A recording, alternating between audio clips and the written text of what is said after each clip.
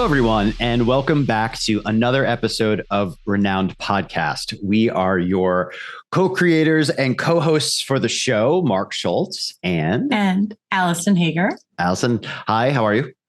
Great. How have you been? We've had a little hiatus. It's good to talk to you again. Yeah, you too. Do you want to jump in and remind everyone what our noun of this episode is?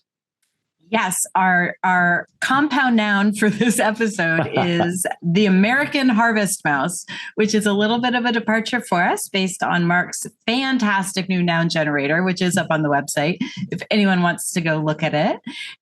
So this was a little fun, I think. It was a little different than what we're used to with our one word nouns. Yeah, that was generally broader or like a concept or something. So yeah, I totally agree with you. This was a different way to go. Cool. Well, shall we roll? Let's roll.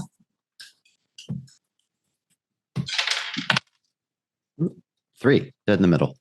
3. So roll again. Die.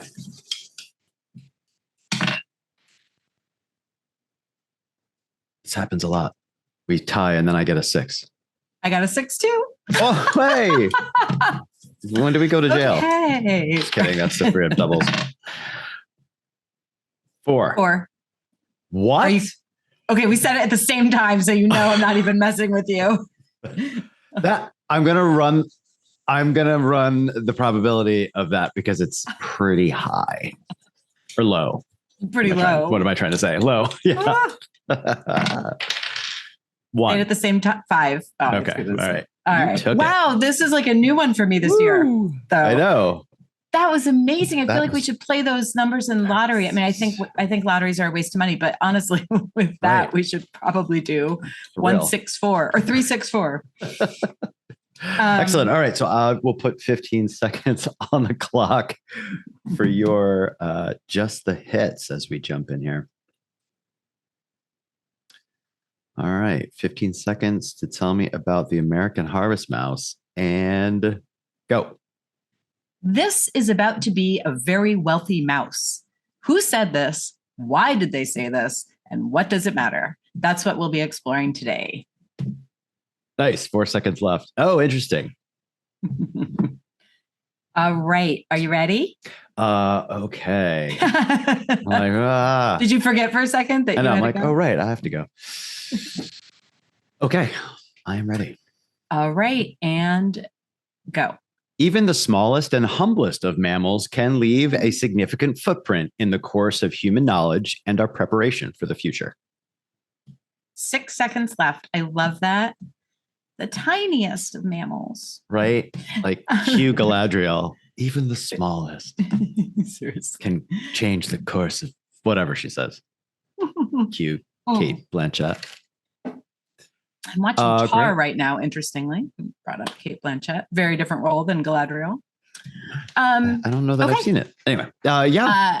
I'm only halfway through, but I do highly recommend it. Okay, down the mouse hole we go. Yes. So, Mark, I'm praying that as normal, you did the etymology. Did. Okay, excellent. Because I found so many different theories on it, and it just got confusing. So I thought, you know what? I'll leave it out because Mark will do it, and he'll do it way better.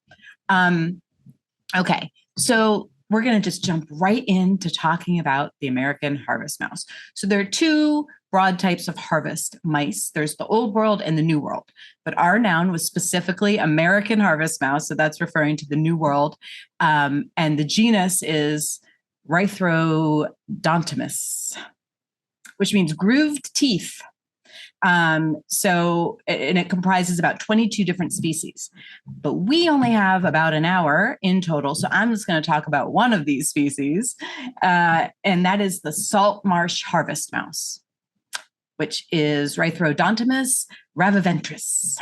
All right. So these are, as Mark already commented, these are tiny, adorable animals. And I will post up on our website some of the cutest pictures you've ever seen of little tiny harvest mice sleeping inside of flowers because they climb in to eat the pollen. Okay. Right. We've probably all seen that. There's memes on Instagram and stuff about it. Now we can actually post it. And now I know it says specifically a harvest mouse. Right. I never knew that. So they weigh less than an ounce. They're usually between 2 and 2.8 inches long. And less than an inch tall. So this is how like absolutely itty bitty these adorable little critters are. Their tails, however, are generally 120% the length of their bodies. So they have these incredibly long tails, and not just our salt marsh harvest mouse, but all harvest mice have prehensile tails. So that means they can use their tails like a limb. And this is important. There are only a few mammals that have a prehensile tail, and this is the only mouse genus that has it, the harvest mouse. So it's really good for climbing long stalks of grain, thus where they probably got their name. In our case, talking about the salt marsh harvest mice, they can climb the really tall, long marsh grasses. So we're just going to call them salties for short, because it just gets really exhausting saying the very long compound noun. So salties, they can eat very salty food, and they can actually drink seawater. They can swim for more than 2 hours straight. They are the only mammal in the world that lives exclusively in marshes near oceans. So it's just incredible to be like, Mark, kind of what you were saying when we first created this podcast, this idea of like any random noun could open up knowledge for you that you just had no idea or make connections. And for me, it's just like, wow, this is a pretty unique creature. We tend to think of mice all just lumped together as like mice. These guys are incredible. They're drinking salt water. So line them up for our sci-fi future where we need humans to be able to drink salt water. Or they just take over, which I think they deserve, because they weren't discovered until 1908. And just 60 years after that, they were already endangered. They were added to both the federal and California lists of endangered species. They live only in the San Francisco Bay Estuary. It's the only place in the entire world they live, which is a much diminished area of marshland. In fact, between the time they were discovered and now, between 75 to 90% of their habitat has been destroyed by human development. With sea levels now rising, that's not helping. It's compounding the problem. So these little guys are in pretty dire straits. The preservation of the salt marsh harvest mouse habitat was actually a subject of discussion in the 2009 economic stimulus package. So the mouse was mentioned numerous times in Congress by Republicans, such as Mike Pence and Dan Lundgren, to highlight the wasteful spending of the bill. So, of course, as I think we all know, most of the Republicans were very against this bill. And so they actually used the salties as an example of how ridiculous the Democrats were being. And they claimed that $30 million of the economic stimulus package being proposed would be spent on habitat restoration to protect the mouse. The rumor was apparently started by Mike Steele, who's the press secretary for John Boehner.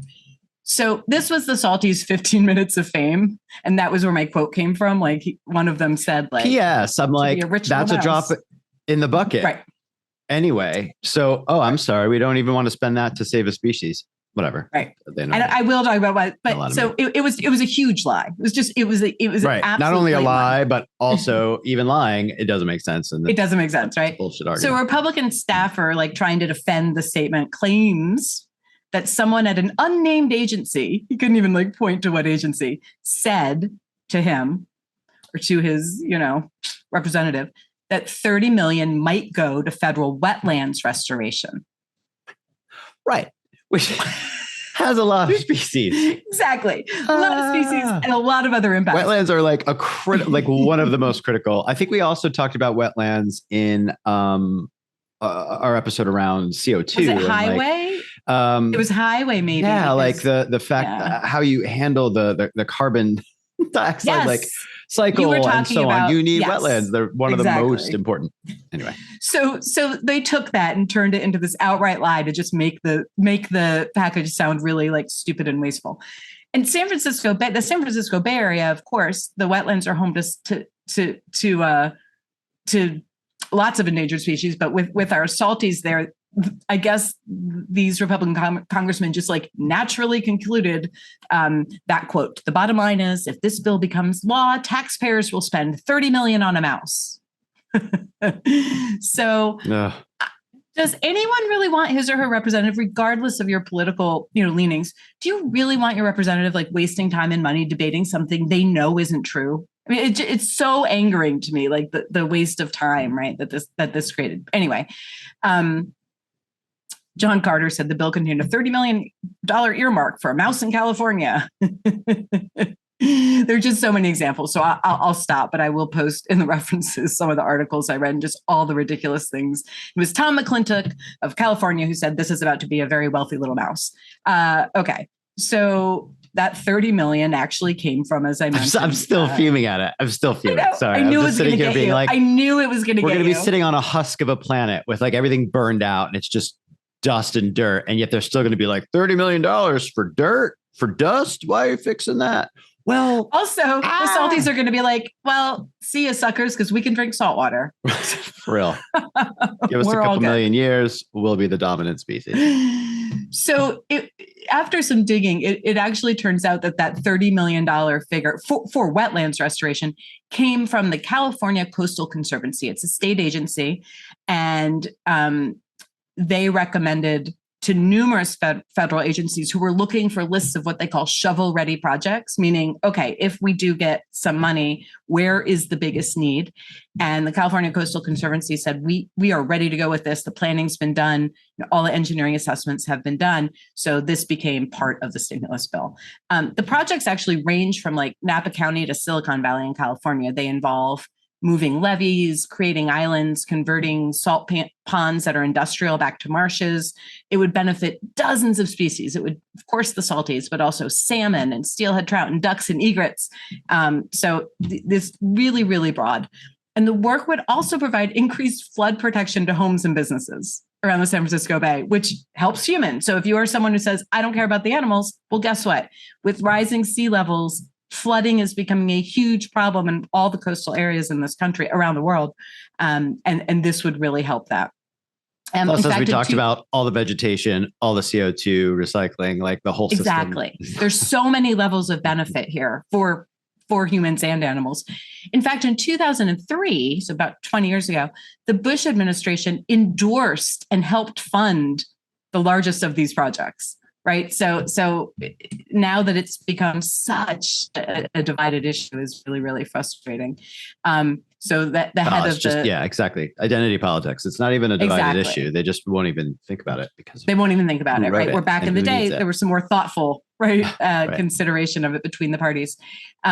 So the head of the California Coastal Conservancy, actually, he has a quote that says, "This isn't school kids planting little sprigs of plants. We are talking about thousands of acres, building levees and islands with heavy equipment, and it's at least 100 new jobs." Just layering on some more info there. But okay, let's go back to our salties. So why should we care that they're endangered? Why should we think that it's important to put this money in? Why should we care about them or any endangered species? Well, according to the International Union for Conservation of Nature's Red List of Threatened Species, which we will link on the website, there are over 26,000 species in danger of extinction right now. That is just, I knew it was a lot, but to me, that is an incredibly daunting number. This includes 40% of amphibians, 34% of conifers, 33% of our reef-building corals, 25% of mammals, and 14% of birds. In the US, over 1,600 species are listed as threatened or endangered. So this is a really big deal. And because, as we've discussed before on different episodes of this podcast, every species is connected to myriad other species, right? We all learn in earth science in middle school about the food chain. Absolutely. I was going to start singing Circle of Life in this piece. Yeah. Right. I'll hold my cat up and you can sing. Well done. Yeah. So I'm curious if that list takes into account, and I would assume it doesn't, which makes it more shocking, right? That you have that many, but then you only have probably, one step removed from that, those that would rely on them. So which they don't include. Yeah, right. Exactly. So it would just be dominoes, house of cards, whatever you want to call it. Absolutely. So our salties are one example of this, right? And they're a pretty dire example. But, again, if you're wondering why you should care, I'll give you the off-cited example, is the impact of wolves in Yellowstone, right? So they were hunted to near extinction in 1930 by ranchers. And without them, the elk and the deer population that they preyed upon thrived. And their grazing decimated the streamside willows and aspens, which provided habitats for songbirds.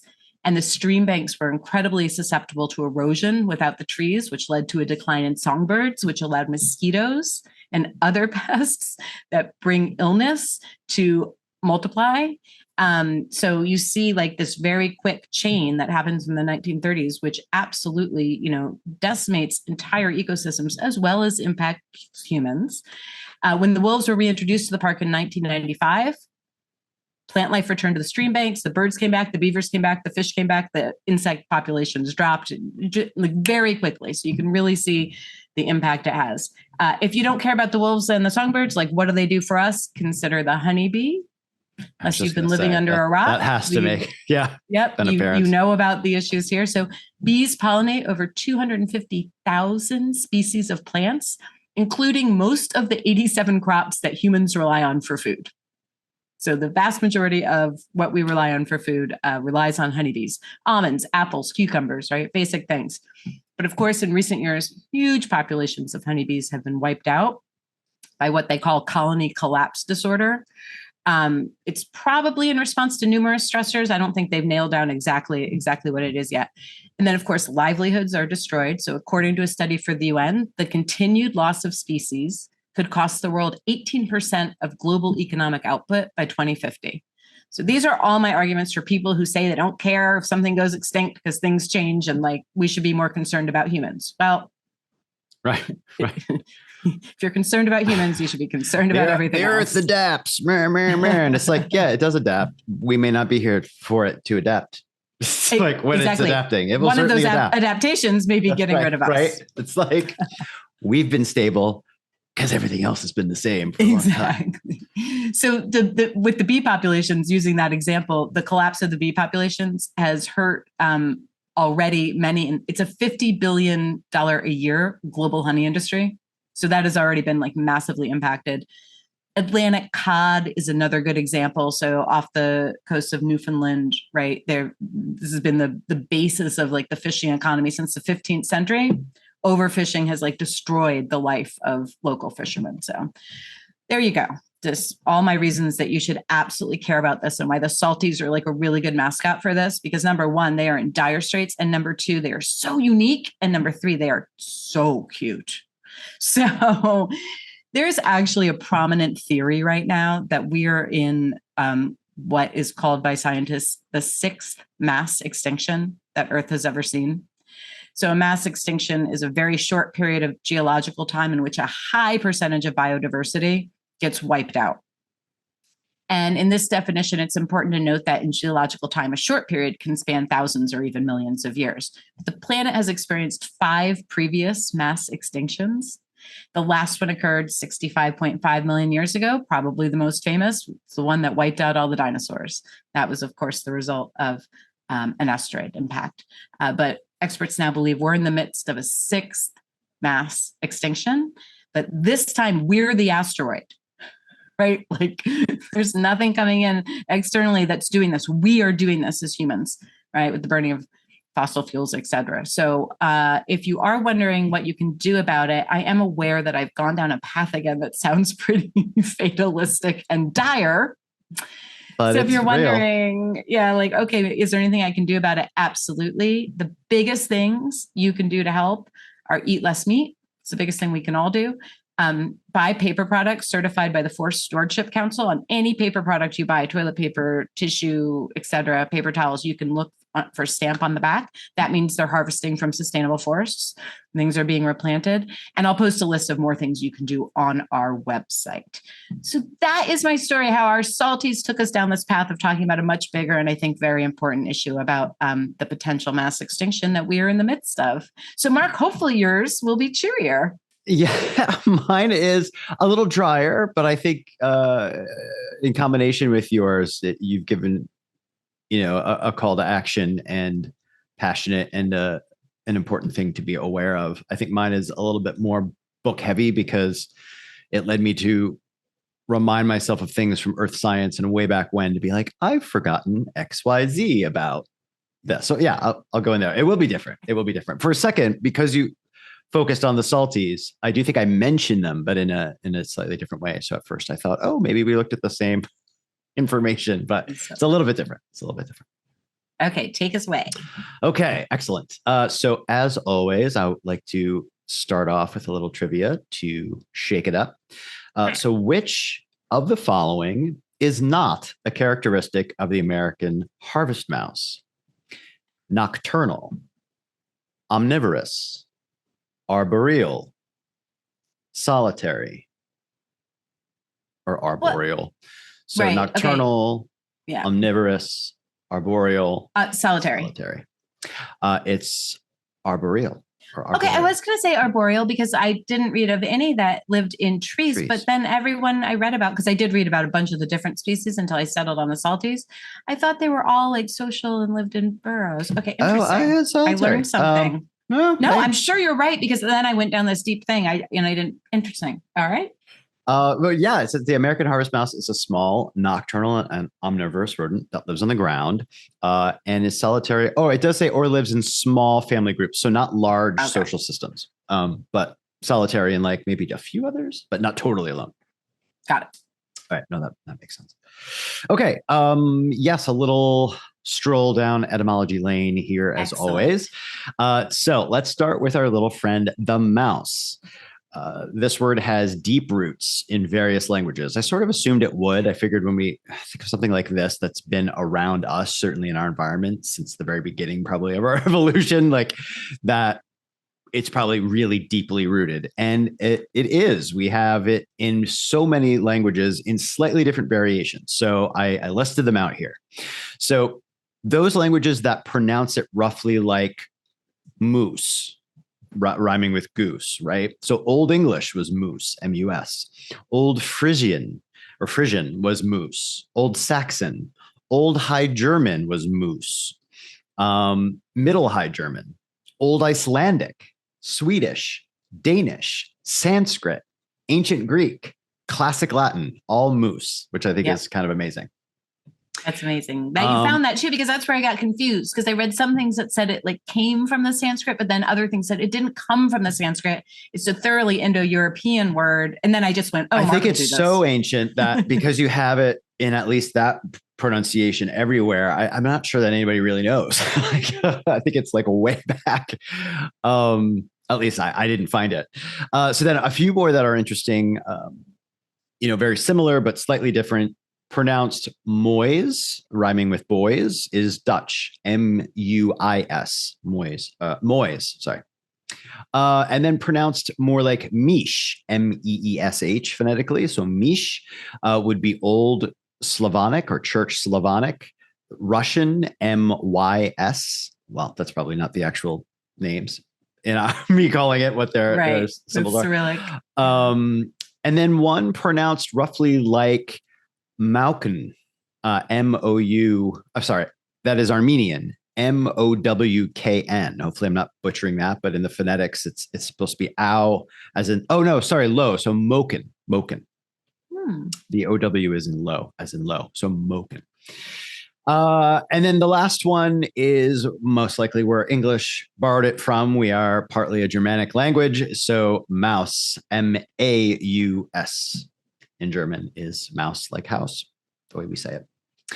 Okay, so then interesting, Alison, you go ahead. You were going to say something. I just wanted to add one little thing, only for with the etymology part, though. I go into the etymology a bit like you did of the scientific name. Oh, okay, good. Then, so one of the things when I was reading about the etymology that I found adorable is that in Latin, right? So many of the Latins, it's moose. They didn't differentiate really between rats and mice. They didn't have different words for them. So they called rats Mus maximus and they called mice Mus minimus. Oh. And I just think it's the cutest thing. And I was hoping that you would do like an AI generated like Roman emperor mouse named Mus minimus. Yeah, we can do that. Let's do that for Instagram. For our cover art. For sure. Or the cover art. Nice. Excellent.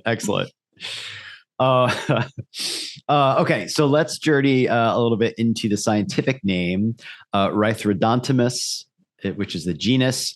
And as Alison got into, a little bit of this will be rehashed. It's our grooved tooth New World harvest mouse. So the term marries two Greek words, rhythros, meaning groove, and odontos, symbolizing tooth. Don't even get me started on the DONT, dantos for teeth. You have dental. You have dent is the French word for teeth. So obviously it all branches out. Rhithros, groove, and odontos symbolizing tooth. So as you might have guessed, the name speaks very distinctive grooves that are adorning the teeth of the mice. Also, as Alison said, the grooves are more than just aesthetic. They're essential for the mouse's survival. So they play a crucial role in grinding and crushing seeds, and which is a significant part of their diet. But the grooves also allow these mice to break down the tough seed shells, which is why it kind of grants them access into it for the nutrient-rich, parts of the seeds. Another benefit of these grooves, and beyond nutrition, they also come in handy when it's time for that upward mobility that we've talked about. Alison mentioned, right, the cute pictures of them like in flowers or on stalks of grass or something. The mice are expert climbers, and they build their nests actually in tall grasses. The grooves in the teeth provide extra friction, so it helps these creatures actually grip grass. So not just the prehensile tail that Alison mentioned as well, but the teeth themselves are actually helping them grip and stay secure as they ascend, which I thought was really cute. These little things are like gripping using their teeth even. It's kind of awesome. There's even more to the little unique grooves, though. Recent studies suggest that the grooves might have a social function. Male harvest mice with larger grooves in their teeth seem to have better luck in the dating game, hinting that the grooves could be a signal of fitness and dominance. So the jocks have more of a groove. Look at my groove teeth, baby. That is hilarious. Right? Makes me a little nauseous, but also there you go. That's just nature. I also can't stop giggling at how smitten we are with these things. Like I know. when you were talking about it. I keep hunching over. Anyone who's listening and can't see me, like, they're so tiny. Okay, so a summary about this, right? The groove teeth are a defining feature, aids in their survival and their success in the wild overall. From nourishing themselves to climbing and to showing off and getting mates.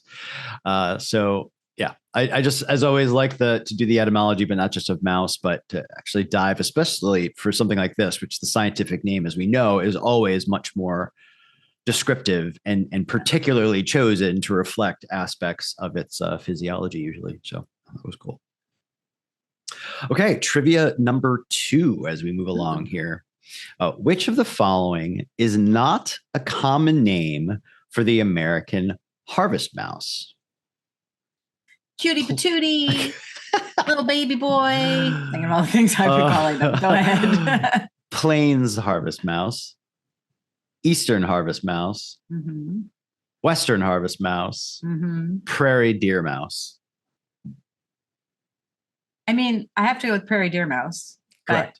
Okay, because I knew all the other ones. You're like, that's different. Yep. The American harvest mouse is also known as the plains harvest mouse, the others, but not as the prairie deer mouse at all. There are deer mice, but it's slightly related, but different animal. Okay, so part 2, at the risk of being a little dry, but I promise it will certainly round out our understanding of the American harvest mouse. I got into people are just on the edge of their seats. I know they're with that sell pitch. After etymology, Mark's going to get drier. What? We're going to get into taxonomy and the fascinating world of taxonomy. So this is the first episode where we have, and Alison mentioned it because we're using our new noun generator and we got a very specific animal that both she and I went into, the scientific name and everything. So it's the first time that we got an animal as our noun. And this immediately got me thinking about where the American harvest mouse sits in the categorization of all organisms on Earth, right? Boom. I was like, well, I want to picture where it is in the whole grand scheme of things. But more, it made me realize that I sort of need a refresher on taxonomy itself. It's been a very long time since Earth science class for me. Okay, so what is it? Taxonomy is the science of naming, describing, classifying organisms, and it includes all plants, animals, and microorganisms of the world. It is a scheme of classification, especially hierarchical classification, in which things are organized into groups or types. So first, I'm going to give us the full taxonomy of the American harvest mouse. And then I'm going to take a quick closer look at what this is telling us as we go through it. So hopefully it's not going to be, I'm not going to talk about every animal on earth. Alison's probably already gripping, being like, how long are we going here, Mark? No, I love it. I love taxonomy. But I figured this would give us a breakdown at every level why our American little harvest mouse falls into the categories that it does. So I'm going to go from top to bottom. Kingdom, Animalia, or animals. Phylum, Chordata, or chordates. The class is Mammalia, mammals. The order is Rodentia, rodents. The family is, and pardon me while I look at my phonetic spelling, Cricetidae, which is New World mice and rats. The subfamily is Neotomenae, which is the American harvest mice and wood rats.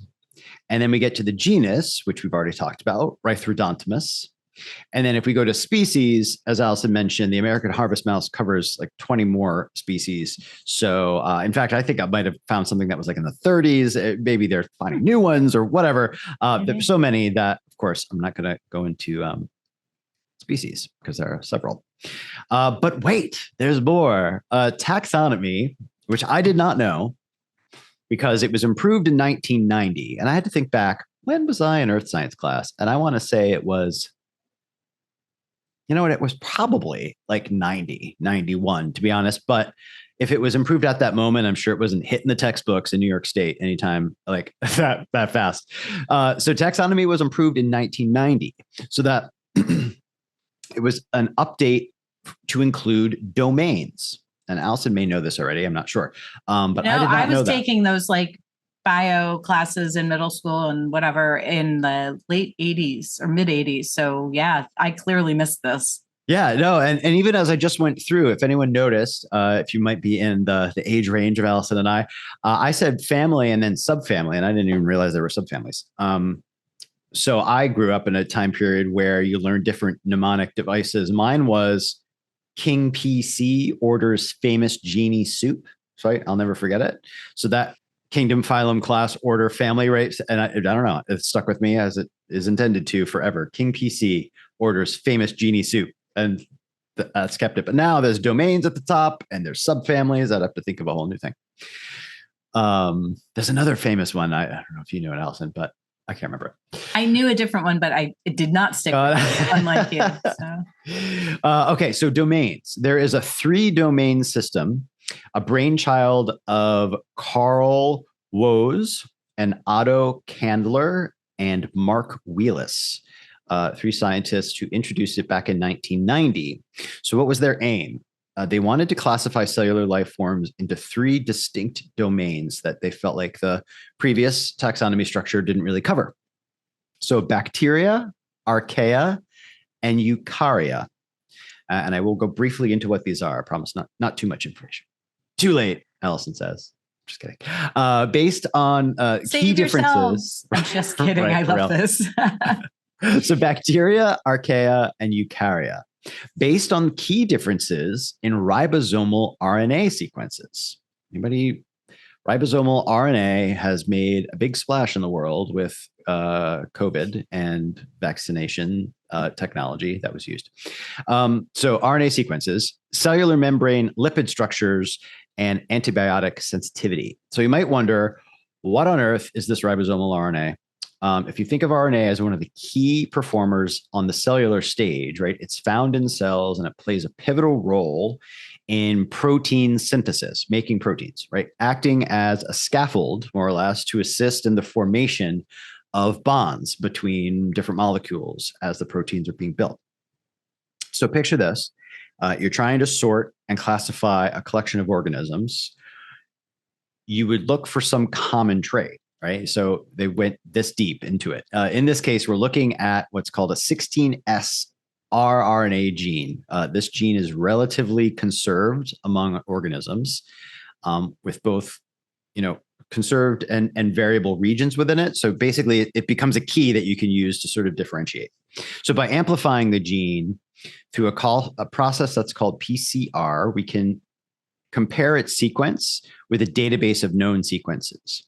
And the similarities in these sequences then can reveal evolutionary relationships and help us group organisms into these three domains. So they basically unlocked a way to be a bit more specific, right, than just kingdoms basically being, I think, just animals and plants, and I'm missing one. There's another one. It'll come back to me. Oh, animals, plants, I think bacteria, fungus? And fungi, right? Yeah. Microorganisms. Okay, so what are these domains? Let's break it down really briefly. Bacteria, I think we're going to know this, but tiny single-celled organisms, omnipresent in environments ranging from soil and water within our bodies, microscopic entities void of a nucleus, they exhibit an array of shapes, et cetera, et cetera. Archaea, so just like bacteria, these guys are tiny and they lack a nucleus. However, their distinct genetic and biochemical characteristics allow them to thrive in extreme environments. So you might have heard news around these living in like deep sea vents around like lava and like just wildly high temperatures, et cetera. But despite their hardiness, they can also live comfortably in everyday habitats like soil, and even the human gut has some. Yay! Just to tell how thrilled. Actually, I'm sure you are geeking out on this. I am, because so much of our makeup is not us. Right. Totally. Right. I forget what the percentage is, but it's incredibly high how much of our bodies are actually made up of other organisms, mostly bacteria. Totally. Okay. And then lastly, we have the eukarya, a group including multicellular complex life forms like animals, plants, fungi, etc., and protists. And they are characterized by the presence of a true nucleus and other membrane-bound structures within the cells, adding an extra layer of complexities, right? So we are part of that group, obviously. Okay, so now I'm going to zoom in on the American harvest mouse and traverse the taxonomic. Oh, I really went to town writing this. And traverse the taxonomic levels to understand the unique traits that make up its identity. So let's kick off with Animalia. Animals, such as the harvest mouse, are made up of eukaryotic cells. Yay, we have a new vocabulary. We now understand what that is, and are multicellular in nature. They are heterotrophic, meaning they obtain their nutrients from external sources and can move around freely. They have sensory organs, and unlike plants, they lack cell walls. And that totally hit me as I was like, oh yeah, like I can see my desk in earth science class, to be honest, probably. I was like, oh gosh, like I can see, you have flashes of like old textbooks and things like that. I can literally probably see a diagram of like, this is a plant cell wall and animals don't have that. They reproduce sexually with both complex nervous systems to boot. Okay, moving down a level. We enter into our American harvest mouse's next level, chordata, for chordates. They possess what's called a notochord, or a flexible rod-like structure running along the body's length that provides support. They also have a dorsal nerve cord, which develops into the central nervous system, right? And I always thought that it was all about the spine and that like the nerve cord, but they also have a pharyngeal slits or clefts, which is interesting. And not to mention they boast post-anal tail and a closed circulatory system. So chordates, that right, that the length of that isn't just the spine and like the nervous system, but also the tail related there as well. Okay, then moving down a level into the class, Mammalia, which comes from the Latin word mama, signifying breast. I think we're probably at this level getting into more popular science types of things where we understand mammals and breast milk, et cetera. Mammals like our harvest mouse have hair or fur, are warm-blooded, have mammary glands for producing milk for their young. They also have a muscular diaphragm, 3 middle ear bones, and specialized teeth. I feel like I knew that, the middle ear part, which I know is so pivotal for balance. And so it's not hearing so much. It's like balance and something else, regulating our senses. But I didn't realize that was a defining feature of mammals, which I think is pretty cool. Isn't it also that mammals give live birth? Except for platypuses. That I don't have here, but I'm pretty sure it is, because reptiles are eggs. I just remember that from middle school, but nobody quote me on that. No, that's quite possible. The last thing I had here was specialized teeth, which I think certainly comes to the fore with our little grooved teeth buddy, who's not only using it to crush seeds, but to play Indiana Jones on I mean, to all attract blades the of grass. ladies. I mean, and that, hello, look at my grooves. And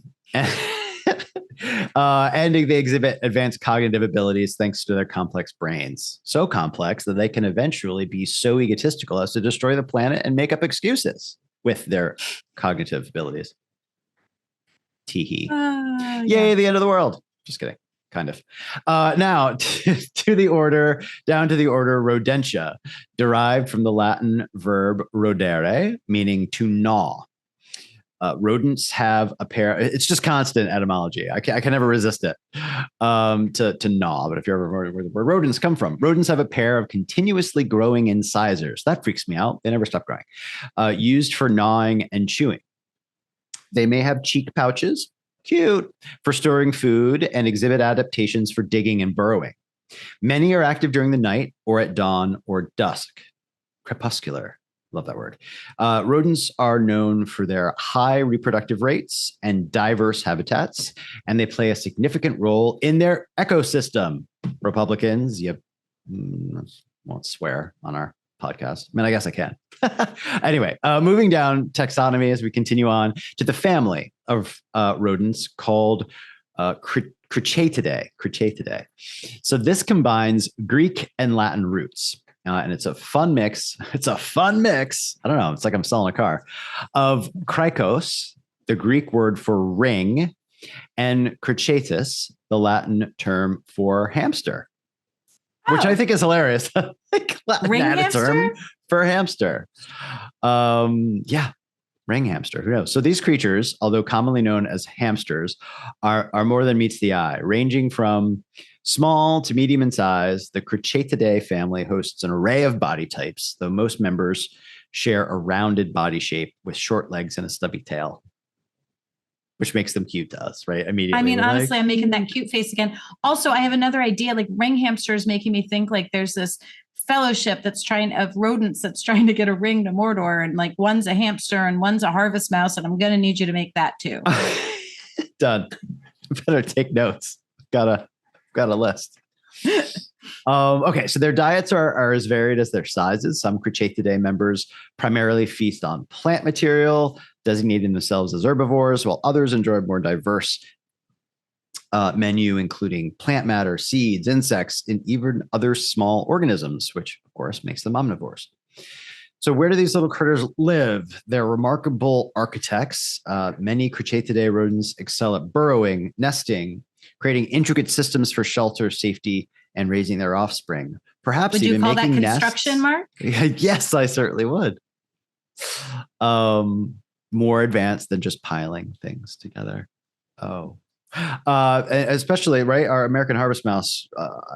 What I didn't dig into, what I would love to see how they build their little nests in the sky, basically from their perspective, right, like above ground and in grasses. It's kind of crazy.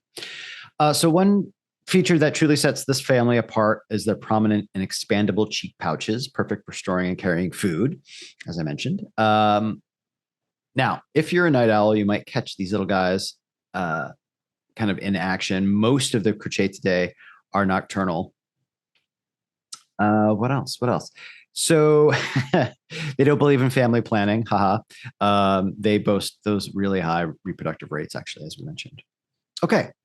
So a little bit, you mentioned, Alison, like the New World. So despite being commonly known as New World rodents, their habitats are pretty diverse. You can find Cruchaetidae members in grasslands, forests, wetlands, as we talked about, and even agricultural areas. So the New World is simply a term used to distinguish them from Old World rodents, which is of a different family, Muridae. Muridae, yeah, Muridae. So very related, but I think they just use that in the taxonomy to say the others from other parts of the world. So while Cruchaetidae call the Americas their home, Muridae rodents are usually found in Europe, Asia, and Africa. Which is It's bringing like Fievel vibes to me now to be like, absolutely. Right? Like the new world of the whole thing. I was actually looking up to see, like, are there any either animated movies or children's books where the mouse character was specifically a harvest mouse, right? Was Stuart Little a harvest mouse, or was he a field mouse, or was he a deer mouse, right? But I couldn't find much. Right, exactly. He certainly wasn't the little white skater mouse from the 90s film or whatever. That pissed me off. Anyway, I'm just cranky old man now to get it older. Like I had the very specific book with the great, beautiful illustrations that you can see. He had his little hat and he was very thin and oh gosh. Anyway, so let's delve deeper into Crotchetidae and meet the subfamily Neotomidae, derived from the Greek term for newer. Neotomidae includes over 300 species, mainly small rodents, and they're distinct for their cranial characteristics. And they inhabit a variety of habitats from deserts to forests to grasslands. Interestingly, some are pests while others contribute significantly to scientific research. I wouldn't say any of them are, it's probably being a little harsh, but the scientific research part, I'll get into a little bit more soon. So moving further down, coming to the end here, to the taxonomy ladder, we land at the genus that we've talked about, Rhythodontimus, that we discussed. And I won't go any further than that, as I mentioned, because there's more than 20 of the species level. Okay, trivia number 3, our final trivia for my rabbit hole. Which of the following is the smallest species of harvest mouse? Is it Western harvest mouse, saltmarsh harvest mouse, fulvous harvest mouse, or plains harvest mouse? Saltmarsh harvest mouse. Yes, exactly. Right. Like a softball question. I was well prepared Boom. For that one. The saltmarsh harvest mouse, as Alison mentioned, Rhythodontimus raviventris, is the smallest species of harvest mouse, as you already said. I wonder, does our data compare 2.5 to 3.5 inches in length? Oh, I had 2.2 to 2.8, but yeah, that's basically, yeah. Great. Okay, very final mention in my last part here. So that's putting taxonomy aside. Everyone, give you a second to heave a deep sigh of relief. But I mean, all joking aside, I loved doing that because I really it refreshed, what I consider one of clearly one of the most foundational classification systems that we have to understand absolutely animals in the world around us. So the American harvest mouse is a seemingly modest creature, but it's significantly contributed to various scientific fields. It's proven to be a remarkable resource for understanding genetic diversity, speciation, environmental adaptability, and disease dynamics. Listen up, GOP. So beginning with not just the salt marsh, but the whole species, all 20 some odd. So beginning with genetics, the American harvest mouse serves as an excellent specimen for studying diversity and speciation, right? Delving into its genetic makeup, researchers have deciphered population structure, traced evolutionary relationships, and even documented the creation of new species within the genus Rhythodontimus. So I think it's always exciting when we can find and really identify new species altogether. This exploration provides fascinating lens into intricate workings of evolution itself. I have to pause, and hopefully the chances he would ever hear this are so nil, but I had a trainer like 15 years ago or something. Good guy, but a trainer, a little bit tiny, not to, pigeonhole, but a little bit of a meathead. And at one point, I think he just was brought up in a very Midwest sort of like limited education place. And when I don't know how we were talking about evolution while he was training me, but I mentioned evolution and he was like, well, yeah, but they've totally disproven that. Right. And he like legitimately thought it was disproven. And I think I like dropped my weights. I was like, I'm sorry. No, no, evolution is still going strong, bud. What? Wow. Anyway, so the fact that, my last sentence there was an intricate lens into the workings of evolution itself. Yes, it is. Brought back some traumatic memories. Seriously, what? Okay, so next we turn our attention to the mouse's adaptability to various environments. I love that Alison mentioned drinking saltwater, you said, for the salt marsh in particular. But just in general, I think they've been studied to see how they adapt, which sadly will probably be relevant for more and more species as we either try to save them or we try to adapt ourselves. So this adaptive, yes. So ranging from, where they live, grasslands, wetlands, or forests, and the adaptability is demonstrated in a study titled Effects of Natural and Anthropogenic Change on Habitat Use and Movement of Endangered Salt Marsh Harvest Mice. So there you go with the salties. I knew it was mentioned somewhere in a slightly different way by Smith and colleagues. So the research explored how male salt marsh harvest mice seek refuge during high tide events, and how human-induced environmental changes influence the mouse's behavior. So the findings underscored the importance of healthy intertidal vegetation for biodiversity conservation, intricate, I'm sure this study was probably used in the justification for everything that you're just talking about, right? Is your cat losing his mind? I'm so sorry. I was not watching. My cat was in my lap and he just sneezed about 12 times in a row. Oh, I thought he was shaking his tail. That's so cute. I mean, but then he was like sneezing 12 times. I don't know. Maybe he's getting all excited by all this talk about mice. Right. He just hears it. I want the salties. That's really. Gosh, if anyone could hear that, I'm so sorry. I barely heard it myself. That's really funny. Okay. So sorry. Go ahead. No, of course. I think probably this research I would think was used partly as the justification for the bill you were talking about. I don't know that for sure, but talking about how important they are to, to support the vegetation, the biodiversity of the area, et cetera, et cetera. So, however, the study also highlighted the need for more comprehensive research, including females, the young, subadults, et cetera. They just focused on males for some reason. Don't know why. Because they got those groovy teeth. Right, exactly. So then moving into the field of comparative genomics, I just love how the American harvest mouse shows up in these like major pillars of science. So comparative genomics, the harvest mouse has gained some prominence. Researchers, by comparing its genetic makeup with other rodent species, have identified similarities, differences, and traced the evolutionary pattern. So these insights help unravel sort of broader evolutionary history of rodents and shed light on the genetic basis of a lot of those rodent traits, which I think is great. Anything we can shine a light on and understand more, all about it.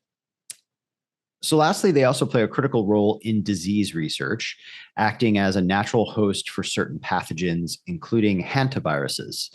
So this interaction has expanded our understanding of zoonotic diseases in general and their transmission dynamics between animals and humans.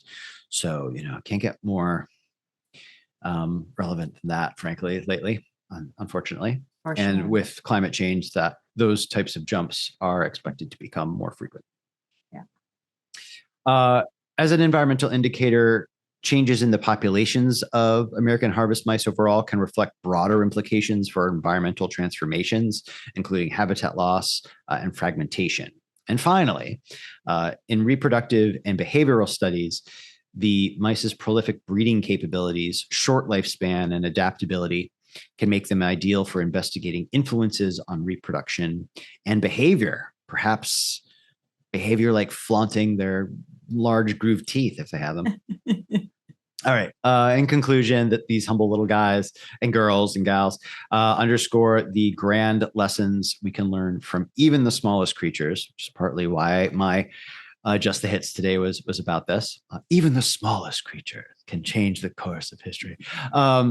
They provide invaluable insights into genetics, environmental adaptations, as I mentioned, diseases, etc. And that is my mouse burrow hole something for this week. I loved it. I loved the refresher on taxonomy. Absolutely. And you said tiny creatures again. It just reminded me about All Creatures Great and Small, which was a series of books by James Herriot, who was a British veterinarian, rural, farm veterinarian, back in the earlier part of the 20th century. And PBS has done an amazing series on it from the 80s when I grew up, but it's been rebooted in the past several years, and you can watch it on your PBS channel, and it is delightful. Oh, it is amazing. So well done, and I highly recommend it. So actually, I'll make I've never seen it. I'll have to check it out. Mark, it is truly delightful. All right. Well, this was great because honestly, I can tell that both of us have become totally smitten by these little critters, like all the research Right. and all the pictures. And like I said, I'll put some links to some of the most adorable pictures you've ever seen of mice up there. Yay. But okay, here's my big question. I already know what Mark's take's going to be, but I still think it needs to be asked. So tying in also with my whole, we're talking specifically about an animal here, and then tying in with my whole extinction theme. So there are people, a very large, number of people in this world who believe humans are, the kings of the earth, that we are ordained by God to rule over the animals, right? It says something like this in the Bible. And there are people who believe, look, we, animals are here for us to eat, for us to utilize. And if things go extinct, that's fine. We've already talked about why it's not fine. If you want to broaden your thinking. But I, of course, don't see it this way. I don't think that, we are that much more superior. But can an argument be made that we are, in fact, superior to the other animals because we have consciousness, which is always what's listed as setting us apart? Right. So, other animals have degrees of consciousness. Thank you. I totally agree. Okay, done. Check. That was right. I think it's all a spectrum. They're not perhaps as well. Now I'm curious, as conscious. Yeah, no, I think that's fair. But yeah, but no way. We talked about wait, I'm going to say it wrong because you corrected me once. Octopuses, not octopuses. You got it. Yeah, octopuses. That's correct. Got it. Yes. And how wildly smart they are. Dolphins, of course, everybody holds them up. Everybody knows their deal. But yes. No, I certainly disagree. If anything, I feel like we, being the most conscious, the most, I will say we're the most cognitively gifted, or unless we find out that we're the most gifted of a combination of cognition and the ability to act on it in a certain way. Like perhaps we're going to find that like octopus is wildly smart, but can't, I don't know what your cat's going to do. It's so funny. I'm watching him over my shoulder, like about to pounce. It's He's really never in frame that much. We talked about mice for the last hour, and he is and now everywhere. Yeah, we're talking about consciousness and animals understanding. Right. Well, apparently his English has gotten very good. He breaks the whole thing and finally speaks. It's like, oh, we can talk the whole time. Yeah, obviously you called it. I agree that we are not, and there's a whole host of reasons why. To also say that we are like the absolute best, well, how are we defining that we're the best? Even when you saw me just struggling with, was it a combination of we can think and then act on it in certain ways, but I'm sure you could look at certain animals that do certain things much better than we do, right, that are more gifted in a lot of other ways. That being said, I do think we have a responsibility as being certainly the dominant species, dominant in terms of our, gosh, what do I want to say? Our power, our ability to have impact and clout. Right. Like we can certainly. Well, almost like stewardship. Like I feel like we have this responsibility because of our level of cognitive ability and opposable thumbs to be a steward of the earth and the animals versus dominate them and use them to our will. So yeah, I think you and I totally agree. And you mentioned octopuses. They've done study after study on how conscious they probably are. And to your point, we're just defining it one way. We don't understand enough to understand, right? Like how they view the world and how they view themselves. But there are enough studies with them that we know that they have a sense of self-consciousness, which is fascinating. And they're still doing studies on dogs and dolphins and all of that to test the same thing. So I guess then the flip side of my question is, at this point, like, do we just deserve to go extinct as a species? Because we're doing it to ourselves. Something about it, and I'm not sure what it is, the deserves trips me up, because then it feels like there's some level of logic or judgment hanging above it that can make sense of deserves versus not. And I don't think that exists, but I do feel like maybe it's not deserves. I wonder if because evolution is evolution, what am I trying to say? It's like if you look at this, what am I trying to say? If you look at the system of species surviving over time, right? And you just look at it as massive, almost like this color-coded thing. Certain species have, we say the term, we had a good run. They have a good run because they had a combination of specific physiological traits and a level of cognition or a level of something that suited them to have a good run and then fade out. Perhaps our Achilles heel is what we kind of talked about, the way that we don't take on stewardship, the way that we don't equalize with our environment. It's like the cue the Matrix and the famous line from Agent Smith being like, you are a virus, right? You just consume and leave waste behind. It's like, does that make sense? It makes complete sense. And so I don't know that we deserve it, but I think it might just be in our nature to, that's talk about not trying to be fatalistic. Ourselves. Yeah. To just, we're not gonna have the right combination of like communal thinking or empathy for our environment to not put instant gratification and certain needs first without thinking of the bigger picture, I guess. Right. Just like a level of hubris that maybe evolution. Yeah, exactly. Like, because we're programmed to survive in a certain time period, 1.2, when did we start? Really 70,000 was cognition, but as a species, 1.2 million, 2.3 million. But anyway, yeah, I don't know. We covered it in one of our previous episodes. We absolutely did. And that sounds right, but I'm not going to say it. 2.3 million, but like as our modern cognition, as I couldn't even say it, modern cognition, I want to say was 70,000 years ago. Anyway, yes, clearly I have a lot to say about it. I'll shut up. There is. Well, sorry. The cat's back. This is just honestly fascinating. So, all right, Mark, hit me with your big question. Hit me with your best shot. Okay, so big questions. Are animals like the American harvest mouse? Sorry. Are animals like the American harvest mouse a way into more emotionally resonant storytelling and activism to address climate change? It's funny that you and I just talked about the cuteness, thinking back at like characters in films, et cetera, et cetera. Mark Rylance was quoted. Mark Rylance being, I don't know, Alison just clutched herself, one of our absolute favorite. I put my hand on my heart, to be clear. Mark's made it sound dirty. No. Clutched your chest. Clutched my pearls. Mark Rylance was quoted in 2021 saying, "We are not lacking information about what we need to do to help the climate crisis. We also really need the arts to remind us how, we are part of the same family as the nature that surrounds us," right? He's advocating for emotionally centered stories and artistic experiences to make people care or to incite change. My mind just, and it didn't when I was writing this, jumps to Watership Down. And now that is a very broad, it's an allegory for different types of societies and living and left versus right. There's a lot going on in there. But one of the things it starts with is sort of the bulldozing of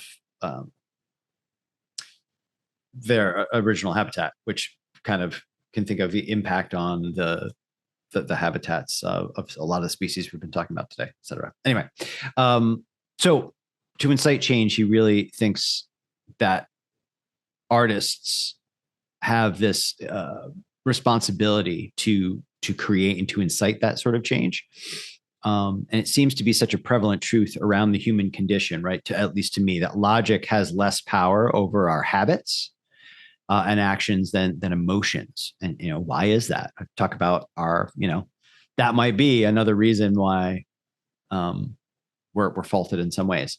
So that was really my big question is, when Mark Rylance says something like that, and it makes me think we spent the week talking about this cute little mouse, and it became for us just doing our research, if you agree, Alison, like this adorable little thing that then reflects such broad climate and environmental impacts and damage that's being done.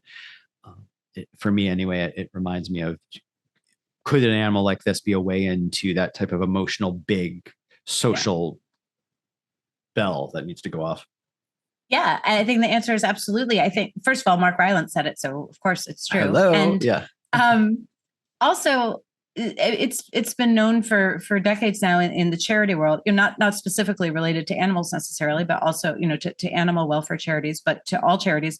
If you want to garner more donations, if you talk about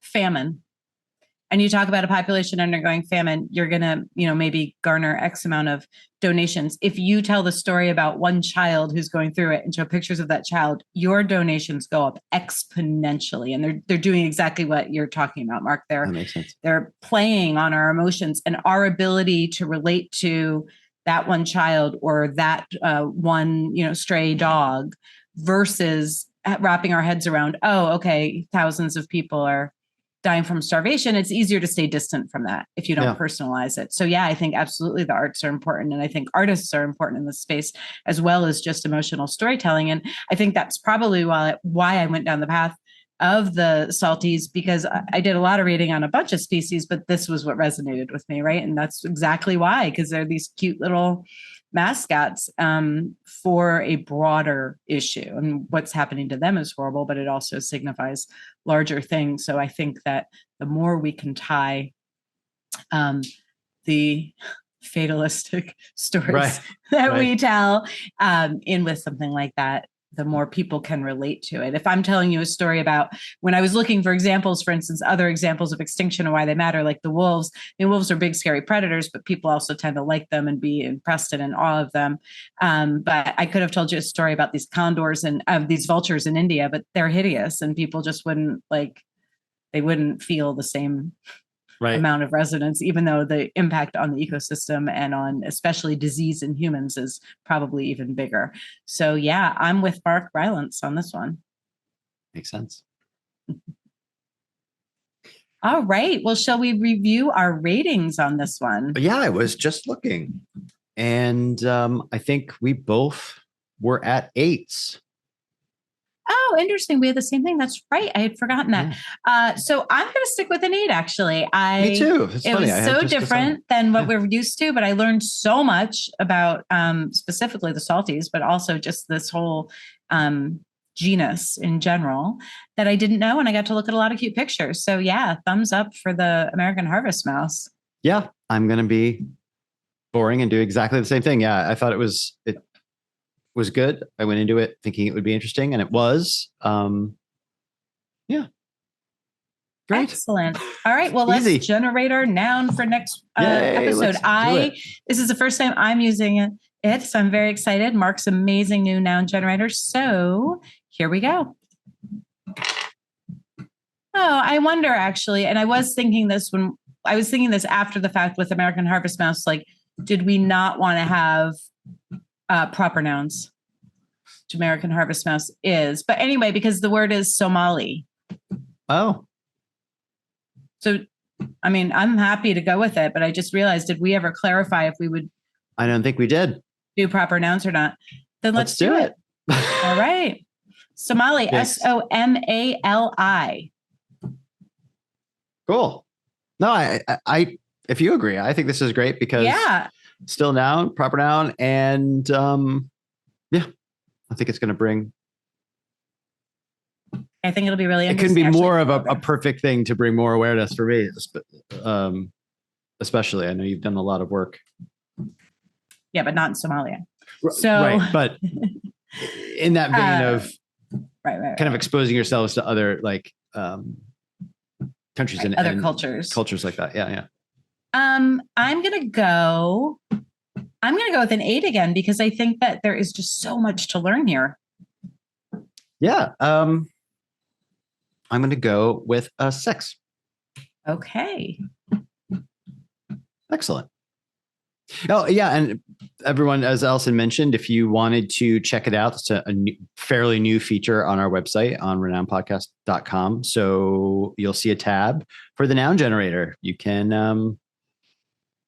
either, we're hoping you're following us, episode to episode, but certainly you can generate your own and go down your own little rabbit hole of research. Exactly. Play with your friends at home. Right. All right. Well, thank you everyone for tuning in. As always, if you enjoyed the show, we would love it if you would follow us or subscribe on whatever platform you use to listen to or view your podcasts. And if you have time to leave us a rating, it really helps us continue to create the show and helps other people find the show as well. You can visit us on the web at renownedpodcast.com or on social media at Renowned Podcast. And we hope you'll tune in for the next episode with our new noun, Somali. Thanks, Mark. Bye, everyone.